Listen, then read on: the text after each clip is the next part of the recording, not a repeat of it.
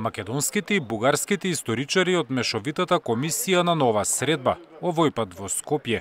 По првиот ден од дводневниот состанок, според бугарските историчари, не е постигнат никаков напредок. Откриваат дека побарале заедничко чествување на Марко Цепенков, еден од наистакнатите македонски природбеници од 19 век, но предлогот бил одбиен од македонските представници на комисијата. Днешната ни среща не се различава почти по нищо от предишните. Най-добра е атмосферата по време на общия обяд.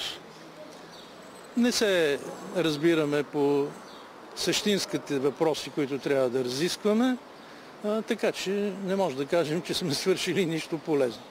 Марко Цепенков беше предложен, тъй като има кръглогодишнина, една личност от сферата на културата, която е уважавана и в двете държави. Затова беше предложен, но не се разбрахме с колегите от Скопје.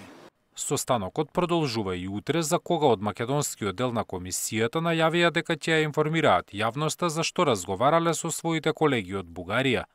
Комисијата досега има постигнато договор за заедничко чествување за 5 историски личности: светите Кирил и Методи, цар Самуил, свети Наум и свети Климент.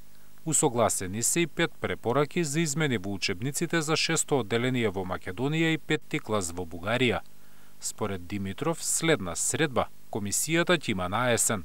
По принцип не сме определили точна дата, но най-вероятно ще бъде през септември. То ще направим 2 заседания. Едното в по-тесен състав онлайн, за да завършим някои от незавършените протоколи от предишни срещи, нещо, което правиме последно време и което е против същинската работа на комисията.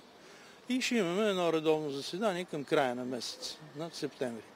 Денешната средба на мешовитата историска и образовна комисија е 36-та по ред. Беше формирана како резултат на договорот за добрососедство подпишан пред 7 години. Зоран Јаневски, Сител телевизија.